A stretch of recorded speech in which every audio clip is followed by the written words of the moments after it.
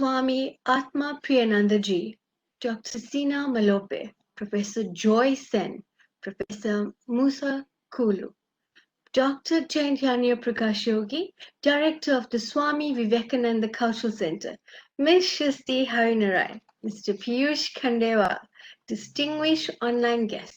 On behalf of the Swami Vivekananda Cultural Center, the Consulate General of India in Durban, it gives me great pleasure to invite you to the third day of the Heritage Festival. Today's theme being the heritage of health and happiness.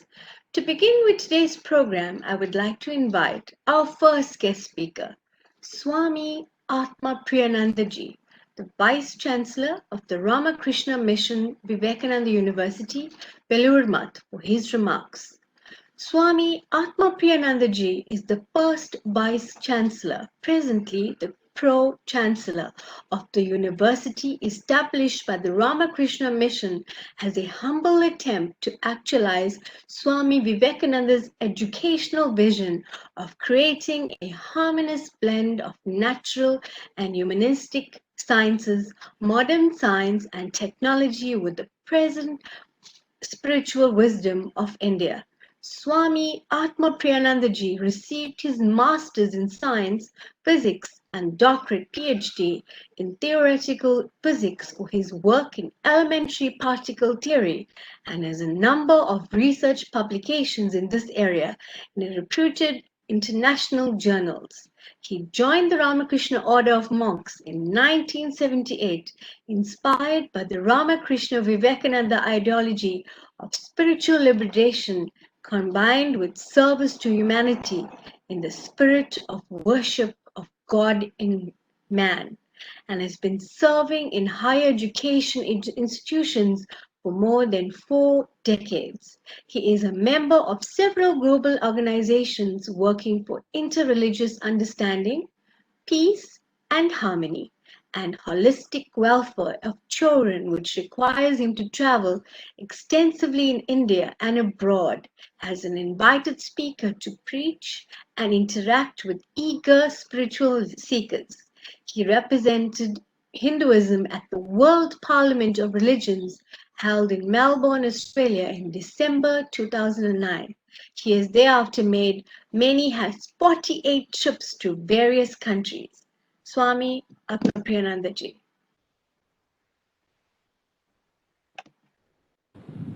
So we begin with the traditional chant in Sanskrit. This is from the Upanishads, which is the called Vedanta, and it's a universal prayer which the teacher and the taught together chant, invoking the blessings of the Supreme Divine, that the knowledge that they acquire may be effective and illuminative. Om Sahana Bhavatu Sahano Bhunaktu Sahaviryam Karavavahai Tejasvinavadhitamastu Ma Vidvishavahai. Om Shanti Shanti Shanti. May the Supreme Being protect us both, the teacher and the disciple, by revealing to us the true nature of knowledge. May the Supreme Being protect us both, the teacher and the disciple, by revealing to us the application of that knowledge. May we both, the teacher and the disciple, strive together for the acquisition of knowledge. May the knowledge and the wisdom that we acquire be effective and illuminative. May there be no disharmony or dissension between us. Om, peace, peace, peace. So the subject this evening is health and how we can be happy and peaceful with the health that we have. There is a very interesting word in Sanskrit for health, which Swami Vivekananda points out as very remarkable, and that well-known word swasthya. Swastha means healthy, and swasthya means health. This comes from the basic structure of this word, swastha. Swa means one's own, stha means stay put. Just being in oneself or stay put in oneself is called swasthya. What does it mean? This means you'll be the most healthy if you are with your own self, which means we become unhealthy by investing ourselves in too many things outside. When we were children, we were completely self absorbed, although ignorantly. When we grow up, we think we need to invest ourselves, our energies, our feelings, our emotions, our sentiments, our wealth, our money, our love, everything and something outside, including the banks, which are now giving us very less interest. And something goes wrong outside and we become unhealthy. So if we invest in our own self, rather than investing elsewhere, we will remain the most healthy. This is the secret of happiness. So in India, we discovered long ago that all happiness and peace is within your own self. And this was given the very wonderful name of Atma Arama. Atma Arama means a person who finds Arama, rest and happiness in his own self. Atma Santushta, a person who is satisfied in his own higher self. Atma Tripta, a person who is completely satisfied in himself. Atma Krida, a person who is playing, sporting in himself. Atma Rata, a person who is finding joy in himself. And Atma Priyananda, a person who finds himself as the most priya, dear, and finds ananda. We find everything else except ourselves to be dear. That's the problem. Oh dear, how are you? This beautiful worth is so dear to us, and bank balance is dear to us. Our Android phone is dear to us. Our gadgets and everything else is dear to us except our own selves. The Upanishad says the dearest and the most beloved of everybody is one's own self. If you can discover that and find out all that you see outside is a reflection of your own higher self, and you'll be the most healthy. So the secret is to invest in oneself and to discover one's own higher self. So you have been covered by ignorance, avidya, ajnana, and what you do is to uncover or discover. Discovery or uncovery actually means you recover your own self. It's a process of recovery, process of discovery, process of uncovering yourself and realizing your real nature is what is called health. Carl Jung, the famous psychologist, wrote a small book called Modern Man in Search of a Soul. It's very interesting. We are searching. What are we searching for? We have lost ourselves. And we're going around searching for myself. The lost me, little realizing the lost me is just me. And therefore, the secret of health and happiness, according to the Hindu religion, Vedanta, is just discovering my own real higher nature and knowing that all that I need, all the happiness that I need, all the wealth that I need, and all the satisfaction that I need, all the peace that I need, all of them are in my own self.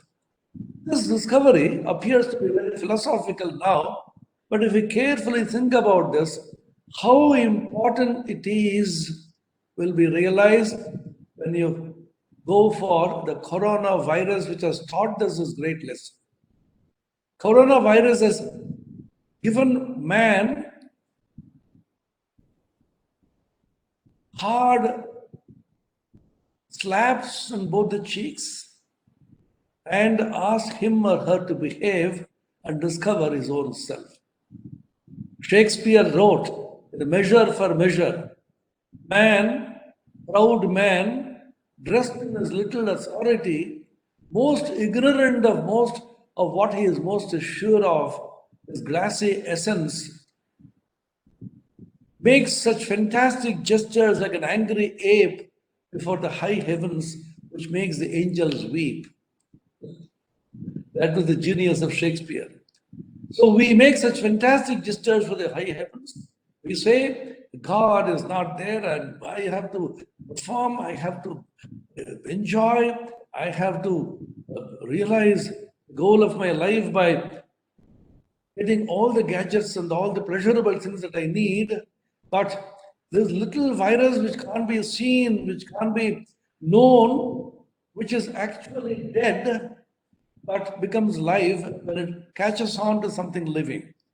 This little fellow called the coronavirus has given the whole world of intellectuals and Nobel laureates and biologists and virologists and immunologists a great challenge by saying you just go inward, lock yourself down inwardly and discover great source of joy and health within. So this is a great message during this Corona lesson. It's called, somebody called this Coronaspection. The introspection with the coronavirus has given us the Coronaspection. So this is the Coronaspection, which talks about health and happiness as something which is most natural to us and become unhealthy when you move out of this concept. So this is not a philosophical concept. This is not a spiritual concept. This is just a common sense concept that we are the most healthy and happy when we are with ourselves. Thank you so much.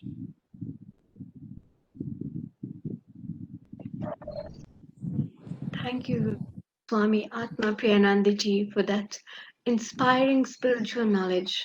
It really inspired us. Thank you. Our next guest speaker is Dr. Sina Malope, Executive Director of the Sina Masiko Arts and Heritage Trust.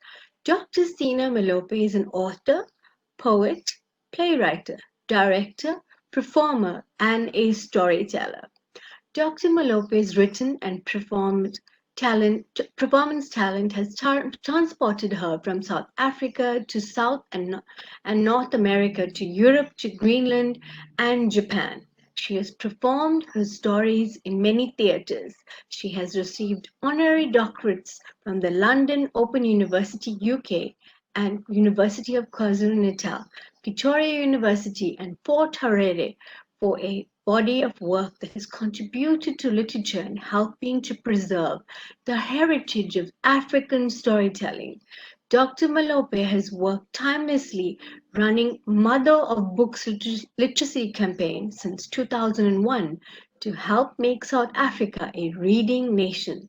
In April 2012, she was awarded her fifth honorary doctorate by the University of Johannesburg. Manzi Magic TV channel gave her a National Icon Award in May 2012. She has then received many awards over the years. Her latest accolade is the inaugural Cultural Legend Award from the Minister of Arts and Culture in May 2018. She has thereafter acted in few successful films. Dr. Malope's birthday was recognized as the National Storytelling Day, celebrated all over South Africa. In December 2019, Dr. Malope was honored by MultiChoice with the African Legend Storytelling Award for her contribution to celebrating the heritage of the African storytelling. Thank you so much. Thank you. Greetings and Sanbonan. I wish to honor the spirit in each and every one of you to this beautiful spirit.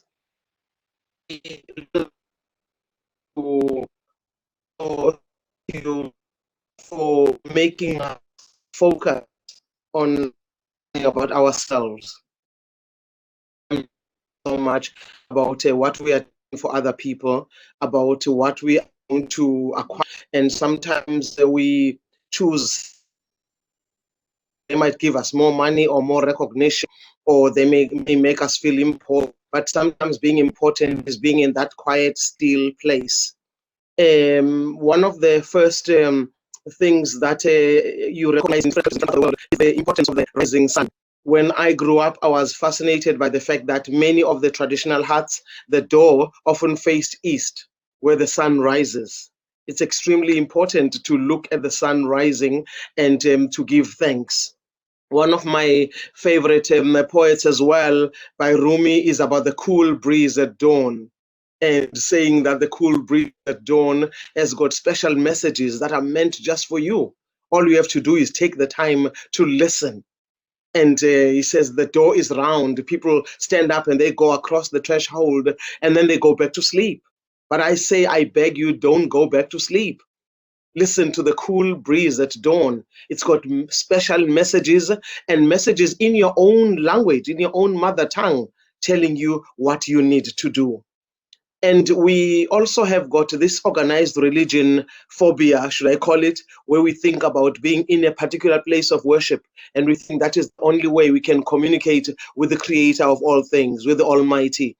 And no matter what name we give to the Almighty, no matter how we envisage the Creator, it's important for us to know that that Creator is with us and is within us.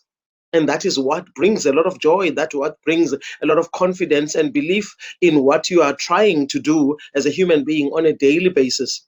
And you don't have to see yourself. Sometimes people try to see themselves as being these superhuman beings. You will fail sometimes. Sometimes you will strive so hard to do something. You think this is exactly what I want to do, and you keep falling and falling, and then you meet the detours of life. And when you're about to give up, you get to a hill and you see where you were going. You needed to take those detours because that's how you grow. And I'm very grateful that through those detours of life, I have learned so much, or coming into contact with people that I didn't know I needed to know them. And so that is the biggest thing for me. To look at why I didn't realize for quite a while why I love honey so much. Honey, this gift from the bees. These creatures, when we see them, oh my God, you want to run away. And then when you see the honey, give me, give me, give me, give me. And the bees mean so much. It's like the way the tenacity, they never stop, they never stop. And the bees don't go out hunting for human beings to hurt them. They provide so much. And you look at the honey of the bees, it never rots. It has got so many uses, so many properties, so many healing properties. And if we look at the gifts that the Almighty has embedded inside each and every one of us, they are like that honey. They're like that honey. They never rot if we take care of those gifts, if we cherish those gifts that the Almighty has embedded inside us. And when we find out what we have been given as a gift that we bring into this world, we don't find out in order to show off, we find out in order to share with other people. The operative word in my work is sharing, whether it's about sharing books, disadvantaged communities and schools and building libraries and all of that. For me, that's the operative word. And what skill I have that in order to share. And then you look at the importance of gratitude. No matter how you don't say, but you could have given me bigger, but you look at, but no. Say diabonga. He said the most important word in his is the. So when many people look at me, they meet me and they always so full of energy. You're always so happy. Yes, I've got at times, but you know what? Vitamin G is in gratitude. It represents the happiness that I feel inside, the happiness that I strive for, and I make sure that as much as I can, when I have the opportunity to say thank you, I say it's the depth of the greatest mystery of all, the Creator who will never, never fully comprehend, but will always fully love, fully cherish, fully praise and respect until the end of our days. So I live on vitamin gratitude. Thank you. Ngiyabonga. Thank you very much, Dr. Sina Malope, for sharing your immense knowledge with us. We will now have a cultural performance representing heritage of health and happiness of India.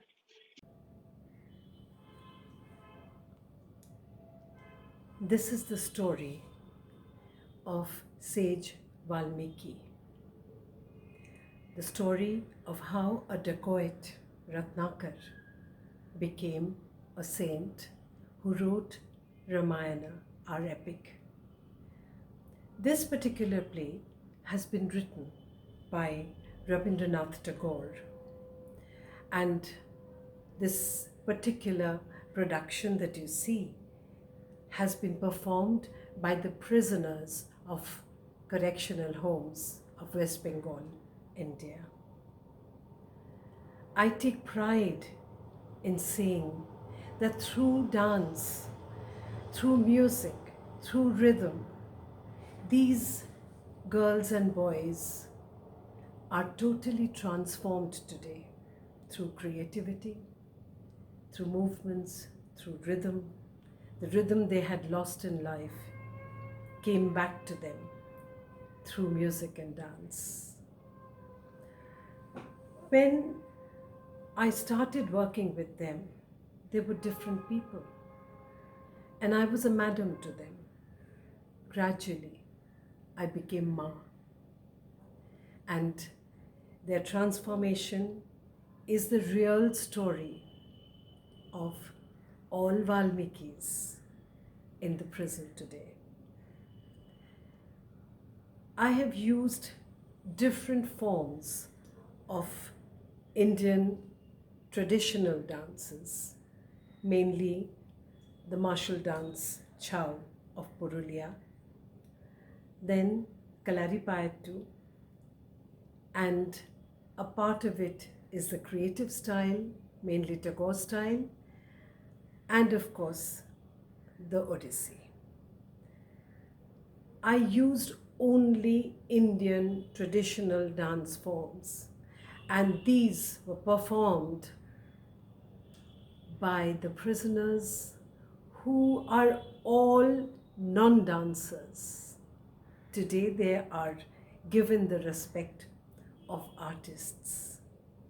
This is our heritage. This is our creativity. And you will also like to know that all the costumes that you see have been stitched by the prisoners. The songs that you hear have been sung by the prisoners. They didn't even know that they had an artist in them.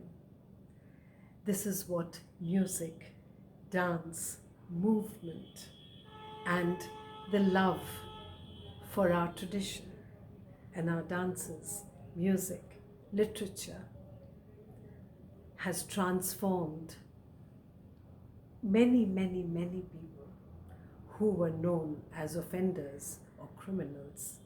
Today, they are artists. This is what I would like to offer to all of you, to know that we are all human beings first, and we all have some form of creativity. We just need an opportunity and the touch of somebody or something of our life and all that we see around us. The rich cultural heritage of India has made hardcore criminals into artists today. Namaste.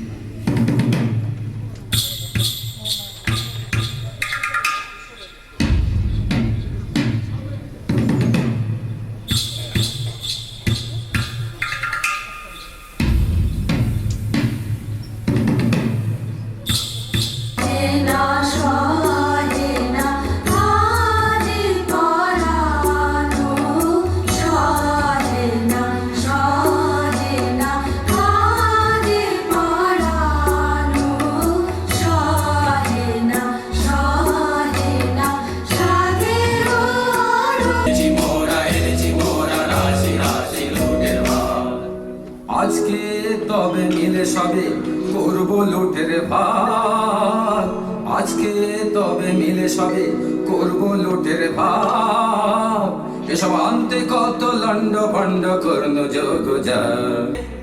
এত বড় আস্পর্ধা তোদের মোড়ে নিয়ে একই হাসি তামাশা, এখনই মন্ড করিব খণ্ড, খবরদার রে খবরদার।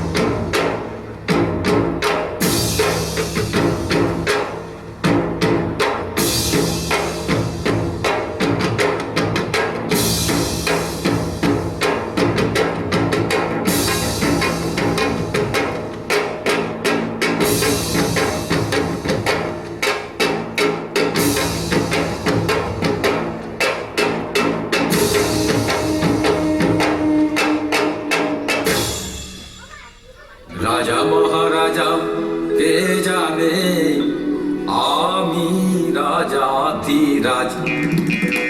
তুমি উজির কোতোয়াল, তুমি ওই ছোড়াগুলো বরকন্দাজ, যত সব কুড়ে আছে ঠায়ে জুড়ে, কাজের বেলায় বুদ্ধি যায় উড়ে। যত সব কুড়ে আছে ঠায়ে জুড়ে, কাজের বেলায় বুদ্ধি যায় উড়ে। পাপড় জল নিয়ে আয় ঝড়, কর তোরা সহজে যার কাজ। আছে তোমার বিদ্যে সাথী যারা, রাজত্ব করায় কি তামাশা পেয়েছো? আছে তোমার বিদ্যে সাথী যারা, জানিস নে কে গামি, ঢেটে জানি ঢেটে জানি। হাসিস নে মিছে যা যা, সব আপন কাজে যা যা যা আপন।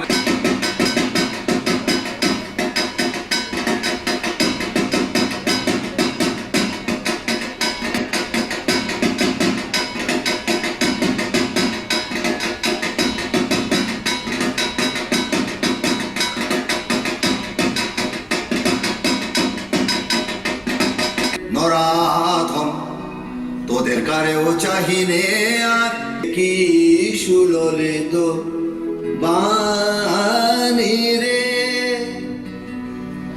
কিছু না জানি কেমনে যে আমি প্রকাশ দেব ভাষা। এমন কথা কেমনে শিখিনু রে,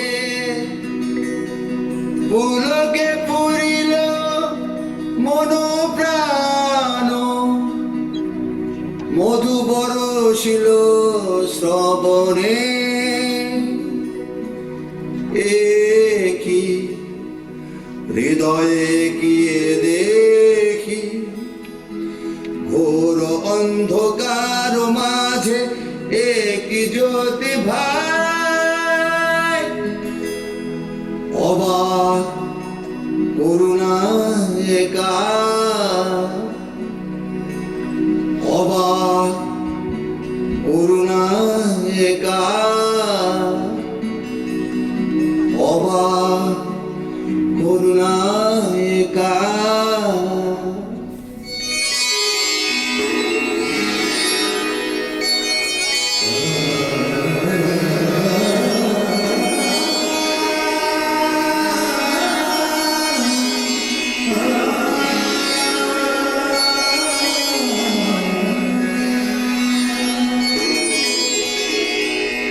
এগিয়ে এগিয়ে স্থির চপলা কিরণে কিরণে হলো সব দিক উজলা কি প্রতিমা দেখিয়ে জোছনা মাখিয়ে কি প্রতিমা দেখিয়ে জোছনা মাখিয়ে কে রেখেছে আঁকিয়ে আমরি কমল পুতলা এগিয়ে এগিয়ে স্থির চপলা এগিয়ে এগিয়ে স্থির চপলা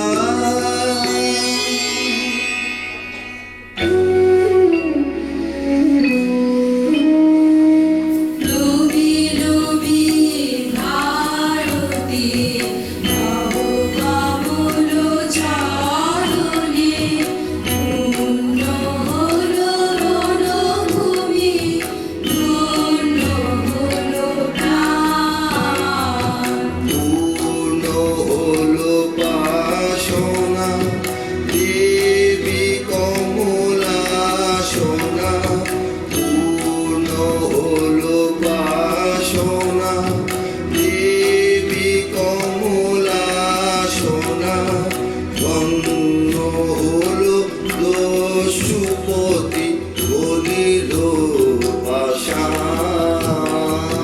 কঠিন ধারা ভূমি কমলালয়া তুমি যে হৃদয় কমলে চরণ কমল করদান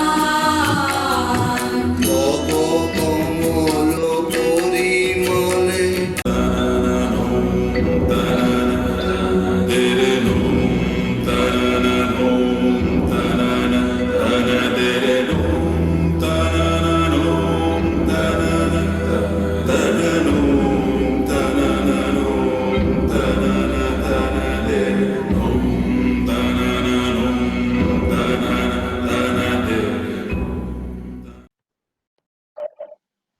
Our next guest speaker is Professor Joy Sen, Principal Investigator, Sandhi Initiative and Varanasi Future of Cities Initiative, IIT Kagapur. Dr. Joy Sen is a professor of the Department of Architecture and Regional Planning, Indian Institute of Technology, Kagapur, West Bengal, Indian, and its former head from 2017 to 2020. He was also the former head of Ranbir and Chitra Gupta School of Infrastructure and Design, IIT Kagapur, from 2014 to 2017. His areas of research are community and regional planning analysis of programming and architecture and planning related heritage studies and documentation.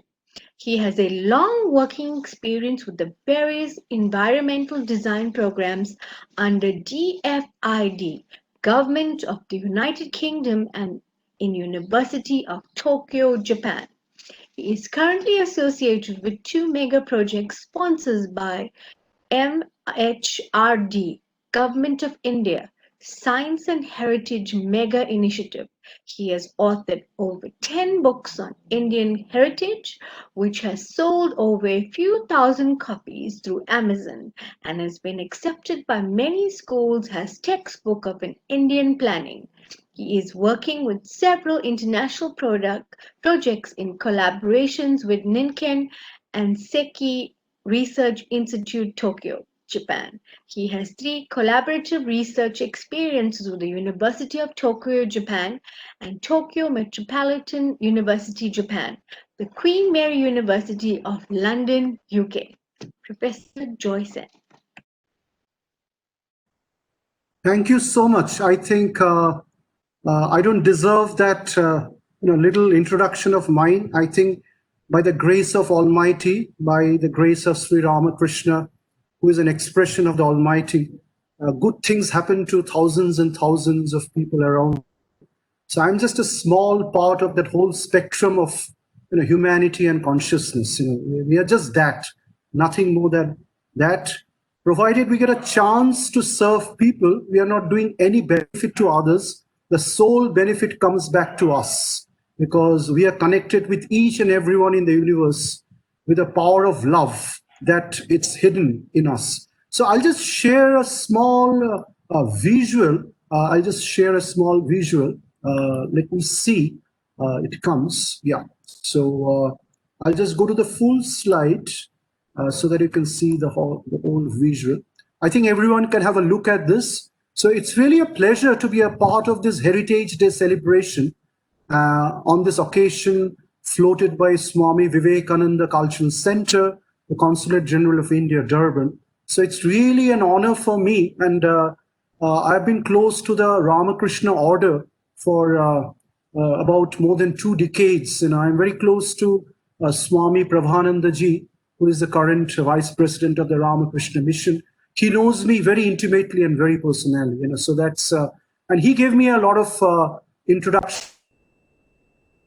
And she who just passed away 2 days back, she was the mother of truth, pedagogy and Indian culture. So I think that's about me, which is a concern for today. So I'm going to talk about a theme, which was the theme of Swamiji's, and I think all the Mahapurushas, the whole life, which is about the one force of life, love, Advaita Prema Shakti. There is only one love which pervades the whole universe.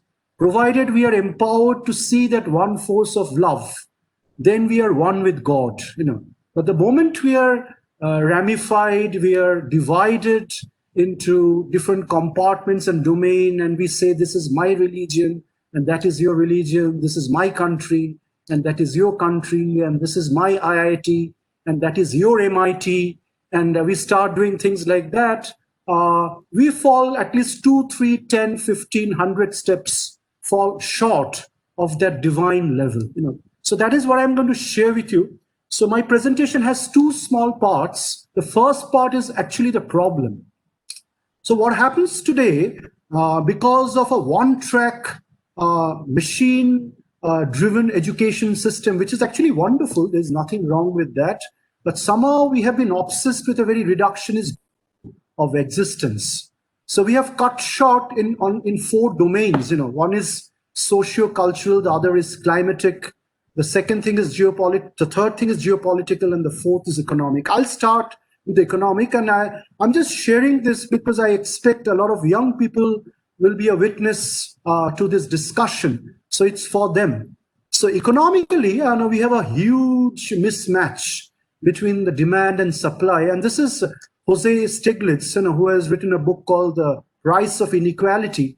And because of this demand and supply mismatch, we have so much of disparity in the whole world. As Swami Vivekananda has said, millions and millions of rupees and dollars are spent for a few things.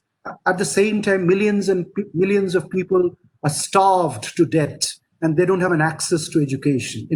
So we don't have a match point between demand and supply. The second thing is the world is actually burning right now. It's geopolitically burning, and it's a fight between the 3 Semitic religions, the fight between the Semitic religions and other religions, the fight between Hinduism and Buddhism, the fight between Hinduism and Buddhism with Jainism. So we keep on fighting, but we forget that there is only one divinity. And Swamiji says in his beautiful Almora lectures, when he comes from Colombo to Almora, under the footsteps of the divine Himalayas, he says that one day mankind will realize very soon that your religion and my religion, these are all like froths on a floating water. And to discover the divinity within, Angushtamatra Purusha, Shada Jananang, Hridaya Shandivishta, So that is the only aim of all religion. The rest of the things, organized religion, institutional religion, organized economy, institutional economy, is all budbud. It's all froth. It's all bakwas. It's like a 7 level. So one day that Satya Yuga will be coming back, and humanity all over will be realizing, and that will be the end of all geopolitical tensions. It all comes from there. It all comes from there. The fourth problem is that where Indian heritage has really contributed, from the times of Tirthankar Mahavira or Gautama Buddha, India's consciousness with climate, environment, and ecology has been so powerful. And there is one person who really talked about it so well about 30 years back in the US. I read his books when I did my master's at Iowa State. He was not that famous. He's Al Gore, who made a movie called The Inconvenient Truth. And he said, if we don't resolve our reductionist view to environment, ecology, and everything, very soon we are going to have problems with disease and health. And that's exactly what is happening in this year of 2020. So he predicted something which comes from the reductionist viewpoint. The fourth and the final one, which is, I think, the biggest problem today, is that we don't have the ability in the moment to see ourselves as a part of the entire human community and individual lifestyles. So this is a quotation from Abraham Maslow, who is so famous in planning, management, and humanities, social sciences. Maslow actually walked on the chronicles of Swami Vivekananda and Sri Aurobindo and others, and he transformed the Indian heritage of the inner hierarchy of minds to the external heritage of the hierarchy of needs. And he said that it's high time the youth population is actually given the chance to realize truths which are more than the material existence. The moral, the ethical, and the spiritual, and the higher levels of consciousness must unfold. And that must be the lifeline of the textbooks and the teaching that we do in our school. If we don't do that, then the gap between practice and preaching remains. And then the problem will remain. So these are some of the 4 problems which I wanted to share with you. So what we are actually talking about from channelized loves, that means love which is only going for the economic viewpoint and not caring for the economy of the other countries, which is only going for the environmental upgradation of a single country and not thinking about the environmental upgradation of other countries, or the socio-cultural well-being of a certain race at the cost of other races of humanity. From those channelized love systems, we have to come to more interconnected and ramified systems of love. So we have to strike a balance between the most socialistic viewpoints of left-wing inclusive growth planning, as followed by Russia and China once upon a time, Vietnam and Cambodia, once upon a time, and the right-wing approaches to smart growth, which the West is following.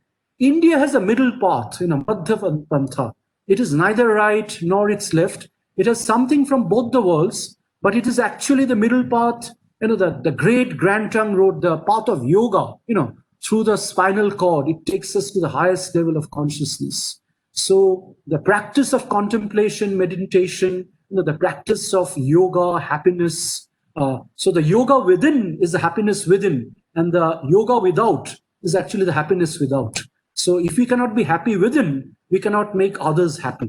So the happiness within, the discovery of the soul, which is our own self, is also the discovery of the soul, which is the self of all selves. So that is the universal self. So the connect between the individual self and the cosmic self is so important. Sri Aurobindo once says, spirituality can be defined by one word, which is the destruction of individual personality and the construction of cosmic personality. Swamiji says that beautifully in Practical Vedanta 2 and 3, delivered in London.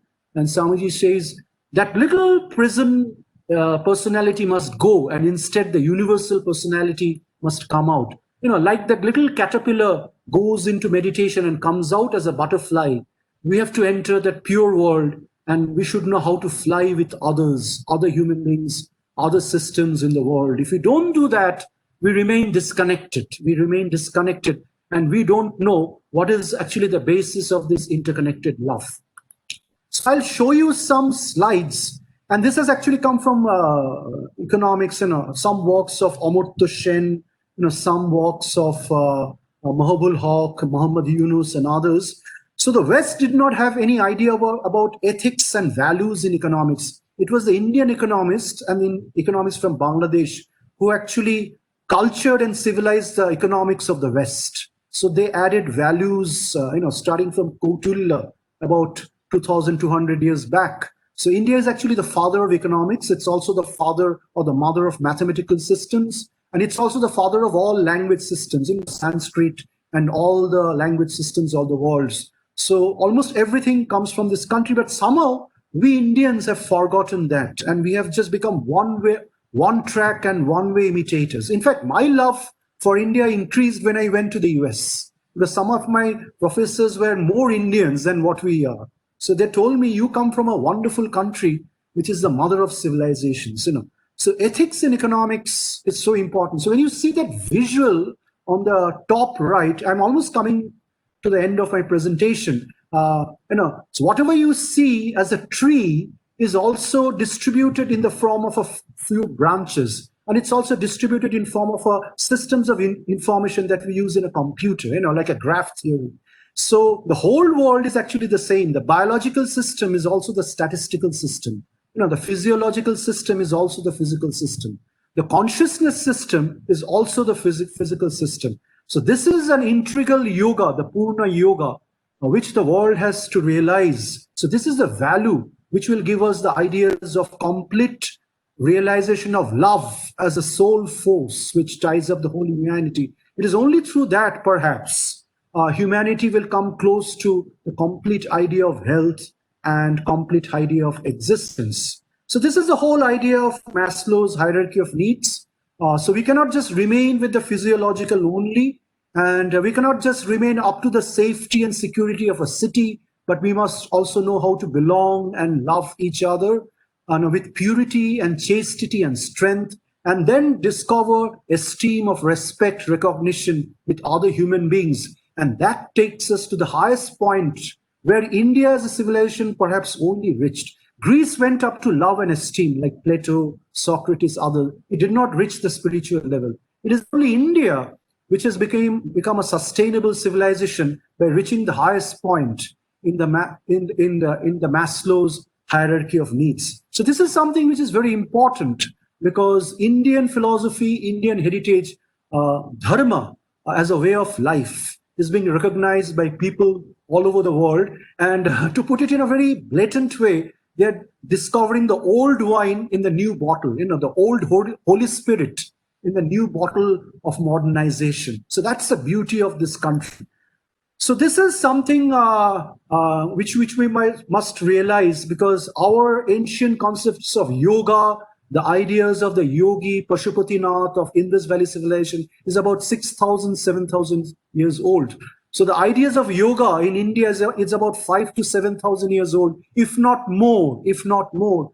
And it gives us the idea of the connections between linear system, which is the Western system, and the non-linear or cyclic system, which is actually the Indian system. So what is actually going up and down in the linear world, the world of physics and everything, is actually going cyclically in the world of metaphysics. So the Western scientist sees the linear view, but the Indian yogi or the Indian scientist, the inner scientist, sees the cyclic view.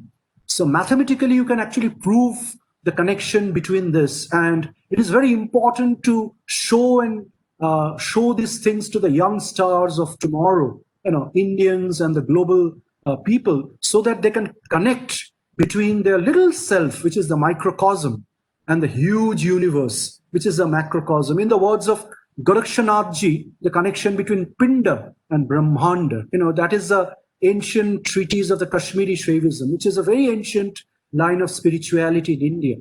Swamiji spent his last years in Kashmir, and he talked about that. So there's a lot of things that needs to be explored and put forward and think. So I'll just end with this thing of Swamiji, which says, that little love which gets limited, I have shown you how it gets limited, and which has created all the chaos and the confusion in the world so far, eventually has to be integrated on the other side. And when it becomes that one force of love, prema, which explains the whole universe, then only humanity as a whole will reach that highest level of wholeness and health.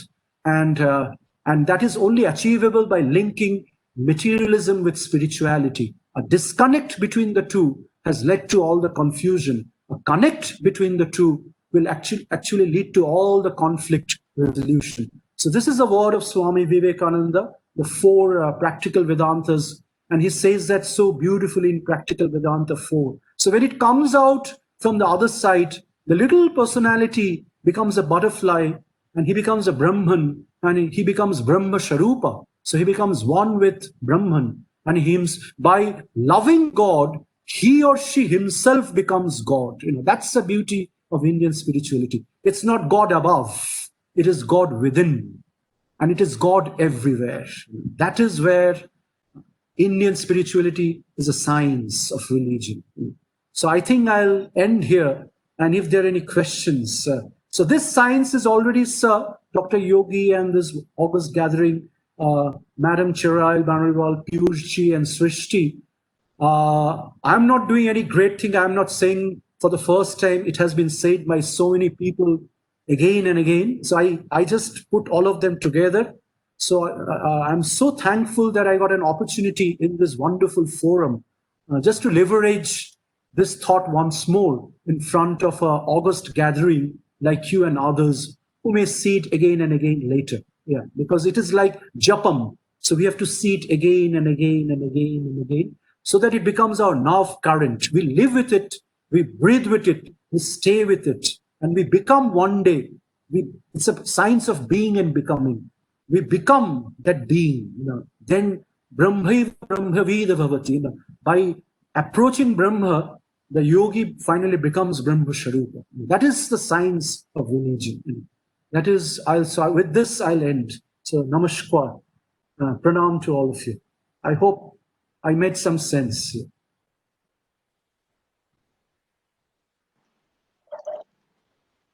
Thank you very much, Professor Joy Sen, for those enlightenment talks. And thank you so much for taking time of your busy schedule to join us today. Thank you, sir.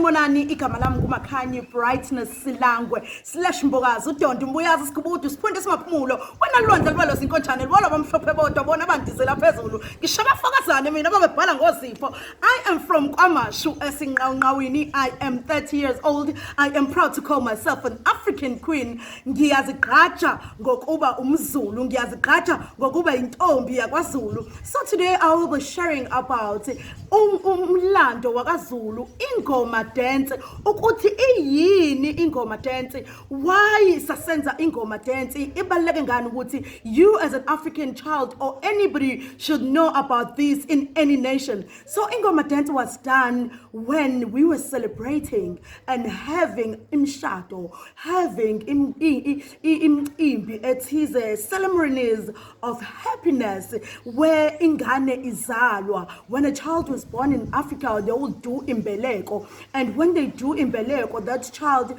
for example, when Lomtwana is a girl, when she reach isigaba sokuthomba, the purity, then they'll be doing into ebizwa ngokuthi umhlonyana. Then lapho ke kulo umhlonyana, that's where we teach them how to become a girl who will look after herself, because she has become a girl with purity. She has become a girl who started period arc. And when you are reaching a stage of 21 and uziphethe kahle, they will do for you into ebizwa ukuthi umemulo, a ceremony called umemulo. Umemulo, there will come ladies or girls do imculo, ingoma, kusinwe, kugidwe. I'm telling you, there will be beautiful things Oh, Mama Bakazulu, the African queens, married mamas will wear isikolo. As you see, I am representing them with isikolo. That is representing a married woman. Oh, Baba will wear a ibeshu, nesnena, which is made with a cow skin. These things were the identity or were the attires, or they still are the attires that identify you as a person, or as umama wakaZulu, as ubaba wakaZulu, as a child or a girl of wakaZulu. So a girl, you'll see them wearing beautiful beads, singing along, celebrating, and you will also celebrate these things when a girl or a boy is getting married and becoming ubaba of a house. There will be ulo emshadweni. There will be songs that are made and ayehlanganiswe kudala ekhathini zamakhosi ayekhona ngibangabala oshaka obaba ushaka inkosi ushaka lapho kwakuhlangana khona amaqembu, and lawo maqembu or that amabutho will be endaweni eyodwa and create songs, beautiful songs of Africa, and we still sing those songs until today. Ngisho ukuthi when you get to that marriage, you'll feel the feel of being uZulu. You will be emotionally about uZulu when you see them doing those moves and dancing towards this beautiful songs. You will feel the spirits and you will feel as if you are within what they are doing. We also have izangoma kwaZulu. Those are the people we consult into.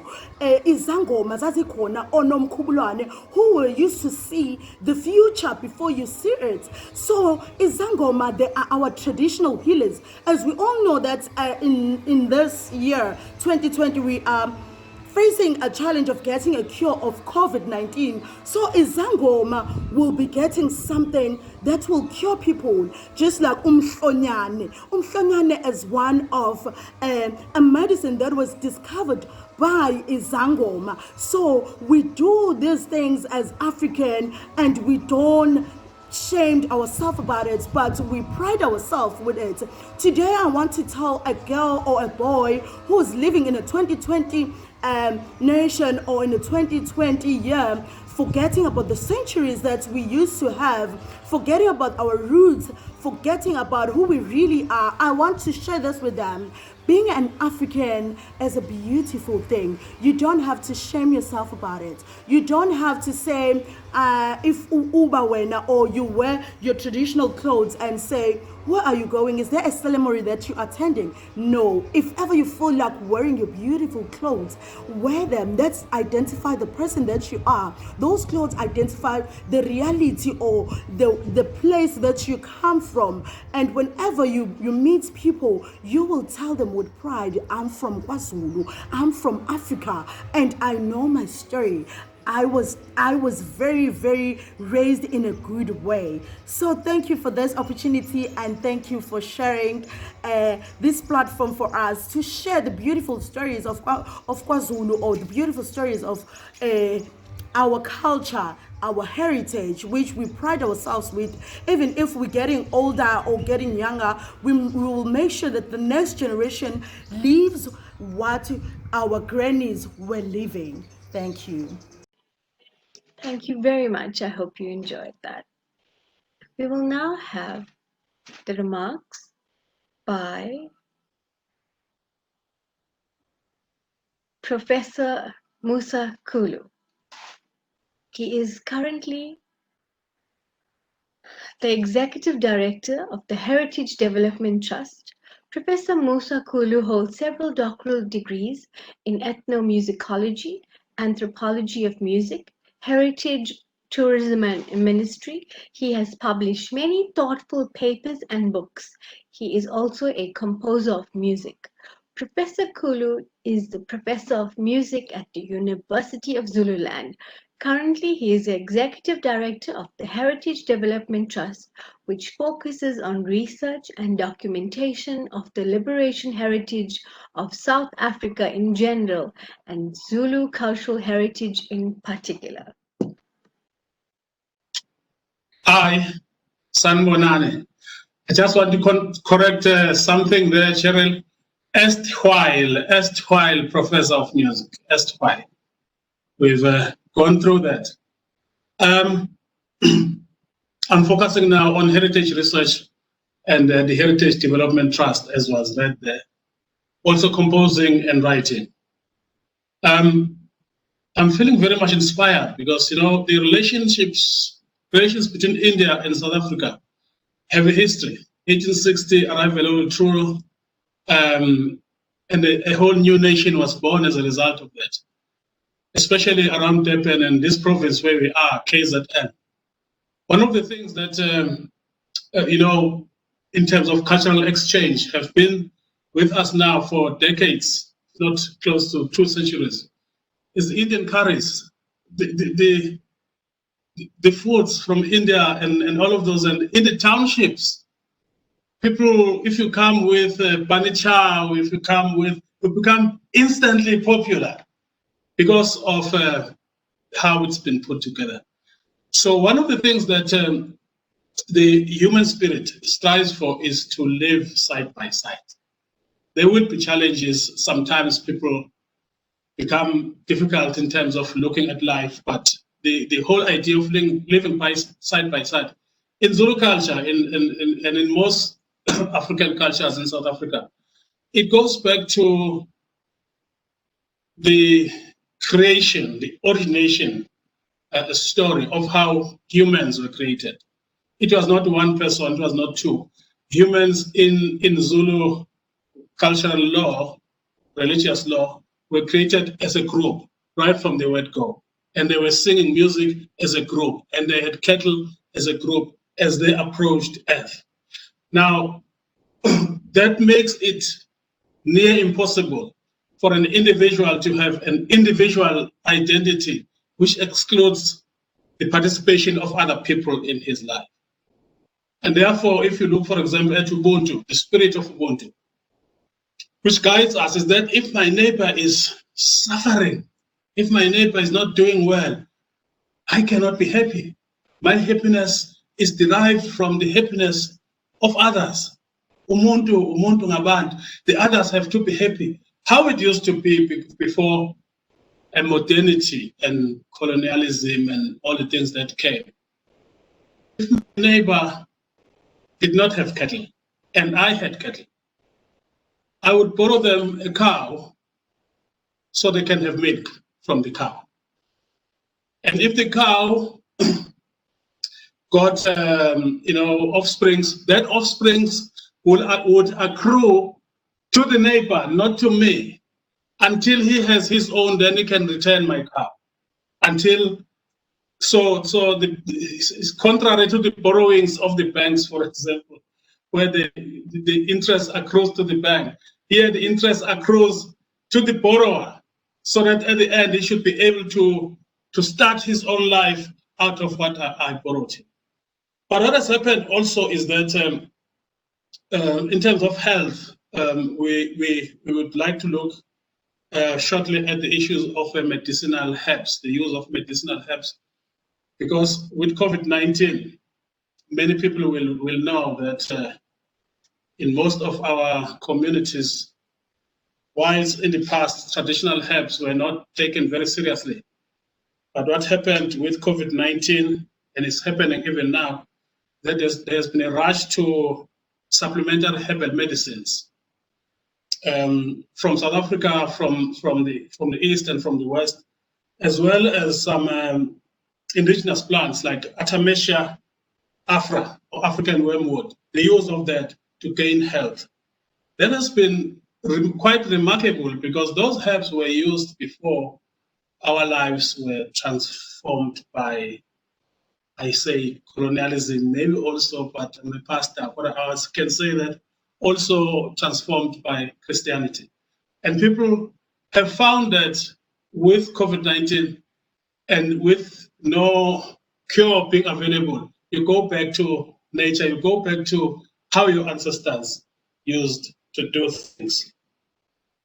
But also, that means that the traditional medicines have become more recognized now, and we heard now that the National Department of Science and Technology has commissioned research to look at its scientific efficacy.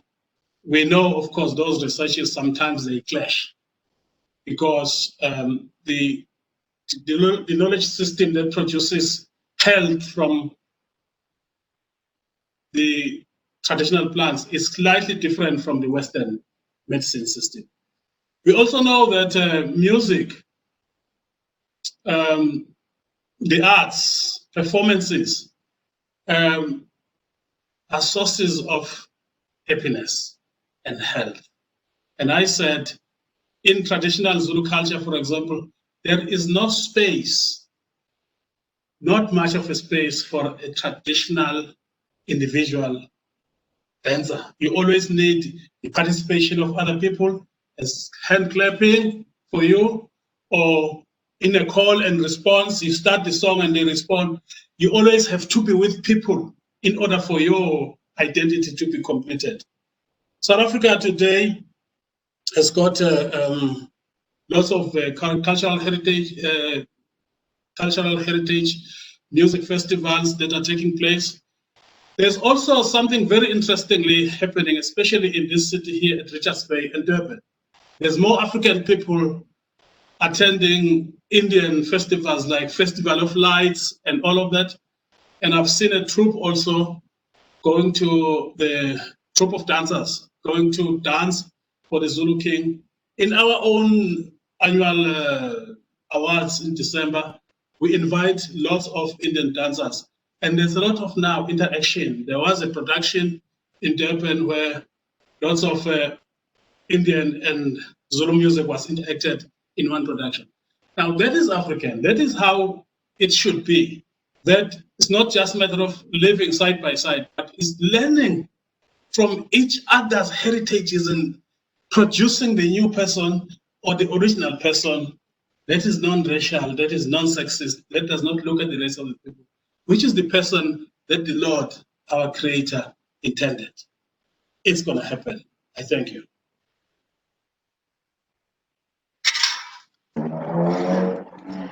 Thank you, Professor Musa Kulu, for those inspiring words.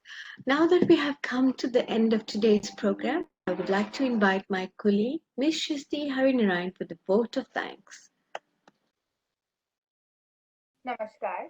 On behalf of the Swami Vivekananda Cultural Center at the Consulate General of India in Durban, it gives me great pleasure in rendering this afternoon's vote of thanks on the last day of our Heritage Festival, with today's theme being Heritage of Health and Happiness.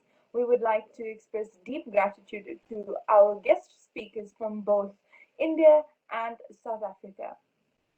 We would like to thank our speakers, who are Venerable Swami Atma Priyanandaji, Dr.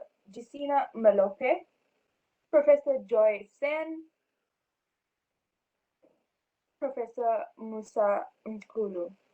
We'd like to say thank you to Dr. Chaitanya Prakash Yogi, Director Swami Vivekananda Cultural Center at the Consulate General of India in Durban, colleagues Ms. Cheryl Banwarilal, Mr. Piyush Khandelwal. Thank you, Piyush ji, in making this Heritage Festival a huge success. Most importantly, we would like to express deep gratitude and say thank you to you, our online viewers, in showing your contribution by watching this program. Please stay tuned to SBC's social media pages for what's happening next. Namaskar.